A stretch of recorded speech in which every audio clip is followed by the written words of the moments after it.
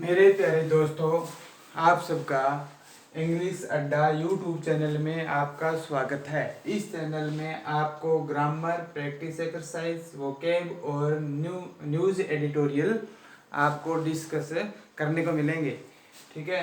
और आज हम इस सेशन में ग्रामर की बात शुरू करते हैं। ग्रेजुअली अभी तो प्रैक्टिस एक्सरसाइज शुरू नहीं की है, लेकिन ग्रेजुअली स्टार्ट करेंगे। वोकैब हर क्लास में होगी और न्यूज एडिटोरियल में वोकैब भी होती है, ग्रामर भी होती है। न्यूज एडिटोरियल में आपके साथ में ग्रामर और वोकैब दोनों डिस्कस करूंगा। ये news editorial the Hindu newspaper या इंडियन एक्सप्रेस न्यूज़पेपर का होगा। चलो अब क्लास स्टार्ट करते हैं बिना टाइम वेस्ट किए। आज की क्लास में हम करेंगे ग्रामर, और वो भी जीरो लेवल से। ग्रामर नहीं, आप इसे बोल सकते हैं बेसिक। बेसिक जो इंग्लिश का क्या है, बेसिक है। इंग्लिश का बेसिक है, एकदम जीरो लेवल से शुरू करेंगे हम। इंग्लिश अल्फाबेट से शुरू करेंगे। तो सबसे पहले हम बात करते हैं इंग्लिश की। इंग्लिश क्या है? What is a English? English is a language. English क्या है? इंग्लिश एक लैंग्वेज है, और किसी भी लैंग्वेज को आप रूल्स की बजाय सेंस से करो तो वो आपके लिए बहुत इजी हो जाती है। या आप ऐसे, मेरा कहने का मतलब ये है, आप इंग्लिश को अगर रूल्स के साथ साथ सेंस से भी करो तो ज़्यादा इजी हो जाएगी। तो इंग्लिश एक क्या है? लैंग्वेज है। अब इंग्लिश कोई भी लैंग्वेज होती है, उसको लिखने के लिए एक पैटर्न चाहिए, और उसको कहते हैं अल्फाबेट। तो हर एक लैंग्वेज में in every language has a alphabet. Her language में एक अल्फाबेट होता है। तो इंग्लिश में भी हम बात करें तो अल्फाबेट कितने हैं? 1 अल्फाबेट है। अब अल्फाबेट होते क्या है, या आप हिंदी में आप इसको समझ सकते हो। हिंदी में इसे क्या बोलते हैं? वर्णमाला। अब अल्फाबेट क्या होते हैं? अल्फाबेट होता है ग्रुप ऑफ लेटर्स। अल्फाबेट क्या है? अल्फाबेट है ग्रुप ऑफ लेटर्स। अल्फाबेट क्या होते हैं? ग्रुप ऑफ लेटर्स होते हैं। अब लेटर्स की बात करें तो इंग्लिश में लेटर कितने होते हैं? अब लेटर की बात करें तो इंग्लिश में लेटर कितने होते हैं? इंग्लिश में लेटर होते हैं 26 लेटर होते हैं। और इन 20 और साउंड की बात करूं तो इंग्लिश में साउंड की बात करो तो 44 साउंड होते हैं, और लेटर कितने होते हैं? 26। इन साउंड को भी हम नेक्स्ट क्लास में, आगे किसी क्लास में डिस्कस करेंगे। 26 लेटर होते हैं।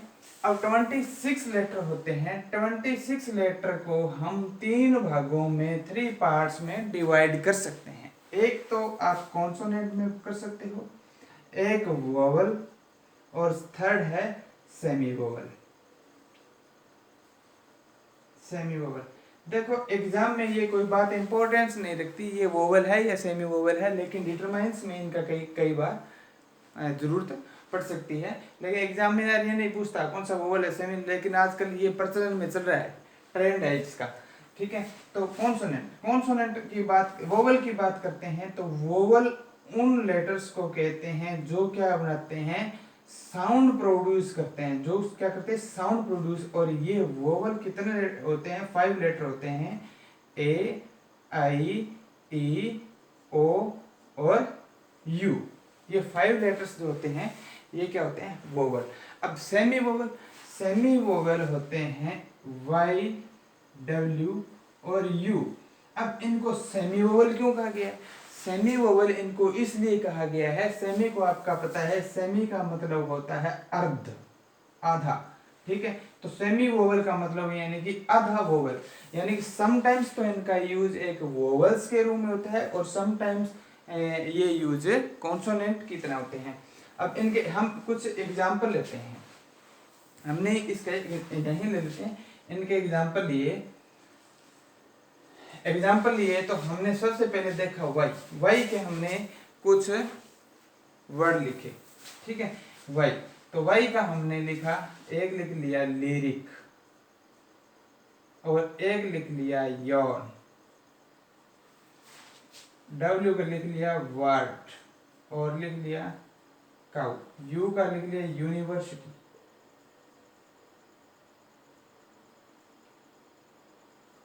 अर्जेंट, अर्जेंट और एक लूमिया लिख लो, लूमिया, लूमिया। ठीक है, तो अब आप यहाँ पर ये देखोगे कि यहाँ पर लिरिक है, लिरिक में हमने क्या किया है, एल की क्या लगे, लैग क्या लगे, साउंड।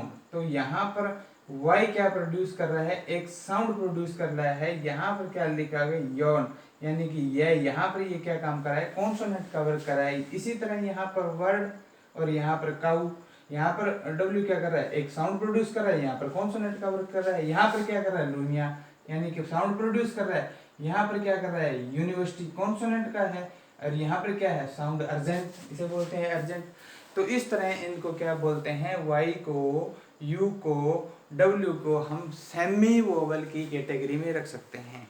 तो यहाँ तक तो आपको बात क्लियर होनी चाहिए, और ये लेटर्स आपको बहुत मिल जाएंगे, इतने लेटर नहीं है, बहुत सारे लेटर्स हैं। तो यहाँ तक बात क्लियर हो जानी चाहिए कि इंग्लिश क्या है, एक लैंग्वेज है, इंग्लिश एक लैंग्वेज है, और हर एक लैंग्वेज में एक अल्फ़ाबेट होती है, एक वर्णमाला होती है, और वर्णमाला क्या होती है, ग्रुप्स ऑफ लेटर होती है। और देखो इसे बोलते हैं हिंदी में व्यंजन, और ये होती है स्वर। ठीक है, स्वर 26 लेटर होते हैं, साउंड 44 होते हैं। इनको 3 पार्ट में कैटेगराइज कर लिया, consonant, vowel and semi vowel, semi vowel. अब इसका थोड़ा आगे देखते हैं।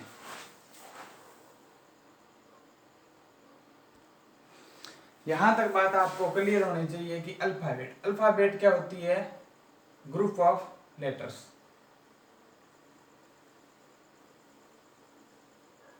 अब लेटर क्या बनाते हैं, अब लेटर का जो ग्रुप बनता है वो क्या बनाते हैं, वर्ड, शब्द बनाते हैं, और इन्हें ये भी क्या होता है, ग्रुप ऑफ लेटर। लेकिन इस ग्रुप में एक क्या होता है, मीनिंग होता है, मीनिंगफुल होता है। ये वर्ड क्या होता है, मीनिंगफुल होता है। जैसे कि मैं एक वर्ड लिखता हूं ओनली, ये क्या है, ग्रुप है और लेटर्स का है, और इसका एक अर्थ निकलता है, ये एक मीनिंगफुल है। अगर मैं इन्हीं वर्ड को लेकर उल्टा पुल्टा लिख देता हूँ, ये लिख देता हूँ, यानी कि ये मीनिंगफुल नहीं है, तो ये इसको हम वर्ड नहीं बोलेंगे। ये एक ग्रुप है लेकिन कुछ नहीं है, ये वर्ड नहीं है, लेकिन वर्ड ग्रुप ऑफ लेटर होता है, लेकिन उसका क्या होता है, एक मीनिंग होता है। अब वर्ड, लेटर से क्या बनाया हमने, वर्ड। अब वर्ड से क्या बनता है, वर्ड से बनती है सेंटेंस। वर्ड से क्या बनाते हो आप, सेंटेंस बनाते हो, फ्रेजेस या फ्रेज बनाते हो, या क्लोज, या वर्ड का जो ग्रुप होता है उसे क्या बनाते हो, क्लोज। ये भी ग्रुप ऑफ वर्ड्स होता है, और ये भी ग्रुप ऑफ वर्ड्स, ये भी ग्रुप ऑफ वर्ड्स। लेकिन इनको आगे हम डिस्कस करेंगे, नेक्स्ट क्लास में देखेंगे कि सेंटेंसेस क्या होते हैं, ये कितने प्रकार के होते हैं, फ्रेज क्या होती है, और क्लोज क्या होती है। और आज के लिए कुछ इंपॉर्टेंट ये वोकैब है। अब यहाँ पर बात करते हैं एम्फासिस या एम्फासिस, दोनों कहीं पर आपको एम्फासिस मिला हुआ मिलता है या कहीं पर एम्फासिस मिलता है, दोनों की एक ही बात है। और दोनों ये क्या है, नाउन है, स्ट्रेस भी एक नाउन है। इसका मतलब ये होता है एम्फेसिस, किसी के ऊपर दबाव डालना, किसी के ऊपर दबाव डालना या किसी को फोर्स करना, फोर्स करना। और इसके साथ ये वर्ब होती है, और इसके साथ हमेशा फिक्स प्रीपोजिशन है, ऑन ही आता है। इसके अलावा आपको एग्जाम में कहीं भी कुछ भी एरर में देखने को मिल सकती है, और ये बहुत बार पूछी गई है। तो ये ऑन के अलावा आपको अप मिल जाए, अप टू मिल जाए, कुछ भी मिल जाए, तो वो क्या होगी, आपकी प्रीपोजिशन, ये रॉन्ग होगा सेंटेंस है। फिर हम बात करते हैं एम्फासाइज और एम्फासाइज। ये क्या है, वर्ब है, और इसके साथ कभी कोई प्रीपोजिशन नहीं मिलती। अक्सर ऐसा होता है एम्फासाइज लिखकर इसके साथ प्रीपोजिशन ऑन लगी होती है, लेकिन ये ग्रामेटिकल एरर होगा। अब हम बात करते हैं सफरिंग फ्रॉम। सफरिंग फ्रॉम और फ्री फ्रॉम दोनों के साथ मुक्त होने, देखो सफरिंग फ्रॉम का मतलब होता है कष्ट भोगना या दुख में या संकट में होना, दुख में या संकट में होना। जैसा कि आज के एडिटोरियल में आया था फ्री फ्रॉम, जो कि क्या थे, माइग्रेंट वर्कर है, वो क्या है, उनकी स्थिति कैसी हो रखी है, सब वो क्या कर रहे हैं, सफरिंग फ्रॉम कर रहे हैं, ठीक है, कष्ट झेल रहे हैं, ठीक है। तो सफरिंग फ्रॉम, इसके साथ जब दुख भोगने की बात हो तो इसके साथ हमेशा क्या आएगा, फ्रॉम प्रीपोजिशन आएगा। और फ्री फ्रॉम कब, फ्रीडम के लिए, जब आप क्या हो, स्वतंत्र होने की बात हो, मुक्त होने की बात हो, तो इसके साथ हमेशा फ्री के साथ क्या आएगा, फ्रॉम आएगा। ये फिक्स प्रीपोजिशन है। और ये एग्जाम के अकॉर्डिंग, एग्जाम के व्यू से ये वर्ड है जो मुझे बहुत इंपॉर्टेंट लगते हैं। ये काफी दिनों से, इन दिनों में प्रचलित है, एक्सोडस और इनफ्लक्स। एक्सोडस वो होते हैं जो डिपार्चर इन ग्रुप, जो लोग डिपार्चर इन ग्रुप यानी कि जाते हैं एक ग्रुप के अंदर। और ये आजकल कौन कर रहा है, ये लोग कर रहे हैं, माइग्रेंट वर्कर कर रहे हैं, जो कि जाते हैं तो ग्रुप में जाते हैं, आते हैं तो ग्रुप में आते हैं, आते भी हैं। जैसे हमारे गंगानगर या राजस्थान के मान लो कोई कहीं लेबर वर्कर गए हुए हैं, तो वो आएंगे तो 100 150 200 जितने भी हैं वापस आएंगे तो इकट्ठे ही आएंगे। उनके लिए गवर्नमेंट ने ऐसी सुविधा कर दी है कि उनको इकट्ठा भेजिए। तो वो क्या होते हैं, अराइव होते हैं। तो अराइव इन ग्रुप जो क्या होता है, इनफ्लक्स, या आप इसे इन से याद रख सकते हो। इन का मतलब क्या होता है, अंदर या में, इसे यूज करते हैं में के लिए प्रीपोजिशन में। तो इनफ्लक्स क्या होता है, डिपार्चर, अराइव इन ग्रुप। और एक्सोडस का मतलब होता है डिपार्चर इन ग्रुप। और ये एक दूसरे के अपोजिट होते हैं, और ये किसी न किसी एग्जाम में जरूर पूछे जाएंगे, एक्सोडस और इनफ्लक्स। और आज के वीडियो इसी के साथ हम समाप्त करते हैं।